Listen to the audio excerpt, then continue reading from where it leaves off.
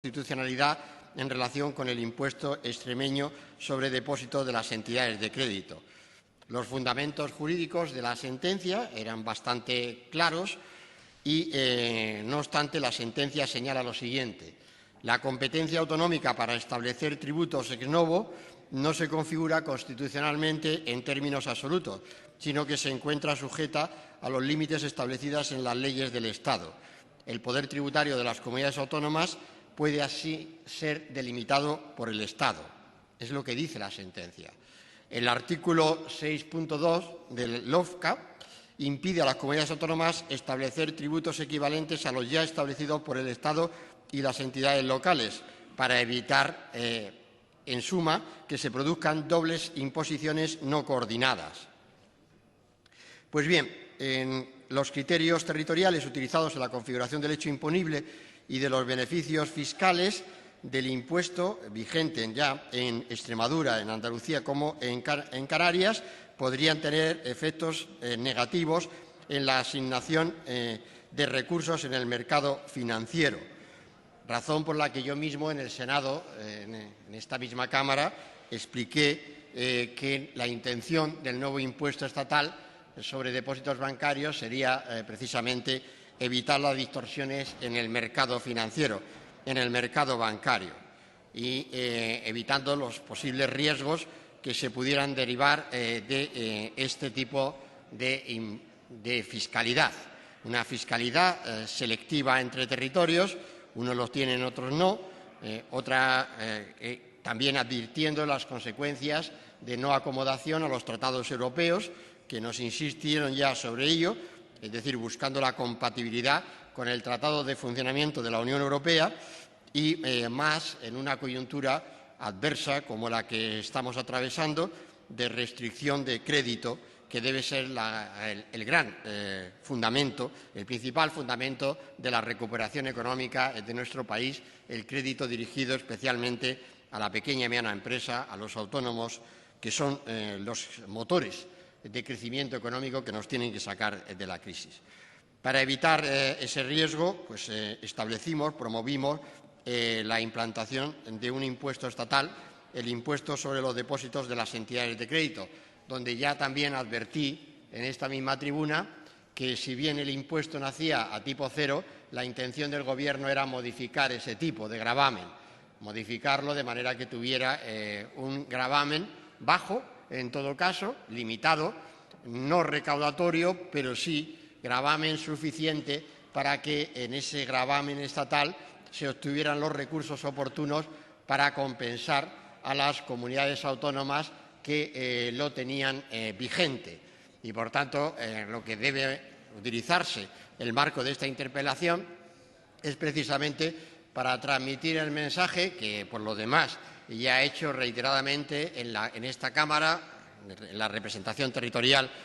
de la política española, que las comunidades autónomas que lo tenían vigente recibirán la oportuna y la consiguiente compensación que procederá financieramente de la implantación de un tipo moderado al impuesto estatal sobre depósitos bancarios. Por tanto, no debe suponer problema alguno para esas comunidades autónomas, insisto, que son tres: la comunidad autónoma de Extremadura, la que primero lo implantó, la comunidad autónoma de Andalucía, que lo implantó en el 2010, y Canarias, que también lo hizo ya en el transcurso del 2012. No es el caso de Asturias, como ya he explicado también en alguna pregunta parlamentaria, por razón de que Asturias lo creó a través de su ley de presupuestos y explícitamente en nuestro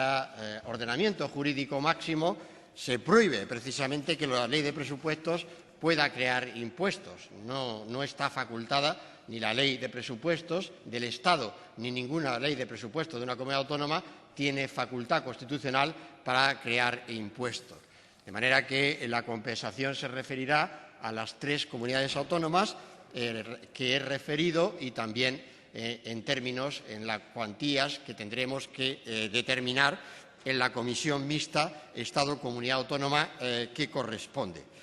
La Administración General del Estado, por tanto, lo que está haciendo ahora es desarrollar los trabajos para preparar una propuesta que es la que trasladará a las comunidades autónomas afectadas a fin de acordar la compensación, las cuantías exactas de esa compensación, no existiendo otra voluntad, otra intención en la propuesta de la Administración General del Estado que no sea la compensación exacta por la pérdida de ingresos tributarios que para las comunidades autónomas implica dejar de exigir a los contribuyentes el pago de esos impuestos autonómicos sobre depósitos calculado, tomado como base el importe de las cuotas líquidas del ejercicio 2011 y aplicando el índice de evolución de los depósitos de la clientela. De manera que esta es la intención, ese es el cálculo de compensación que estamos estableciendo y espero que a través del diálogo político con los gobiernos autonómicos concernidos podamos establecer también la vigencia, acortar lo máximo los plazos para que les cuente como ingreso presupuestario. Por lo demás, senador Fuentes, ya no voy a insistirle más en los argumentos de retórica política que llevan insistiendo toda la tarde. Entonces, hay unos que tenemos un sistema tributario que favorece a los más poderosos y otros que cuando gobiernan lo que hacen es exigir a los más poderosos. Yo ya de esto pues me tienen, en fin, no sé cómo definirme, ya lo he dicho de bastante claridad esta tarde, ¿no? Yo solo les digo que este Gobierno, quien contra su voluntad, ha tenido que subir los impuestos a los españoles en el año 2012. Lo hemos tenido que subir y yo he pedido públicamente perdón. Lo he hecho en las cámaras, lo he hecho en las intervenciones públicas. He pedido disculpas y perdón por haber tenido que subir. Pero también he dicho algo, y le añado ya, senador, lo hemos hecho equitativamente. La subida de impuestos del año pasado ha correspondido más a los que más renta tienen. Han pagado más los grandes contribuyentes, las grandes empresas, 4.800 millones de euros. En la subida procedente del gravamen especial del impuesto sobre la renta de las personas físicas ha ido en su 80% a las rentas superiores a más de 30.000 euros y no a las rentas inferiores a 30.000 euros. Han ido y progresivamente, de manera que las rentas superiores han pagado un gravamen complementario de impuestos sobre la renta nada menos que de 7 puntos. Y la subida del IVA, que no puede ser equitativo, ¿no? Ahí no cabe, ha aportado el año pasado 1.200 millones de euros frente a 4.800 millones de euros de ingresos de los grandes contribuyentes. Es decir, la subida de impuestos, senador, ha sido equitativa, fundamentalmente y poderosamente equitativa. Y a partir de ahí, ustedes siguen con su técnica, su retórica, su libro, si yo lo comprendo. Si la política es afirmar y asentar prejuicios, pero no es capaz ninguno de ustedes de ofrecer públicamente unas cifras diferentes de las que yo he resumido en este momento. Por lo tanto, la interpelación era para trasladar la tranquilidad a las comunidades autónomas. Ya está hecho, ya he trasladado esa tranquilidad, porque además no hacía falta, porque ya lo he dicho en la Cámara, en el Senado, reiteradamente, que habrá compensación, que el impuesto estatal sobre depósitos bancarios tendrá un pequeño tipo impositivo, no con ánimo recaudatorio, pero sí suficiente para que tengamos recursos para compensar a esas comunidades autónomas. Y que la subida de impuestos, que no nos hubiera gustado hacer, que no nos hubiera gustado si no hubiera por esas circunstancias, sí que ha facilitado que la reducción del déficit público junto a la contención del gasto público, y ello está acortando los plazos para salir de la crisis económica. Y lo hemos hecho con equidad, mejorando la equidad tributaria en nuestro país. Lo hemos hecho como lo sabemos hacer, senador, buscando que efectivamente los que más renta tienen, los que más capacidad económica tienen, aporten más a las arcas del Estado, a las arcas públicas. Esa es la realidad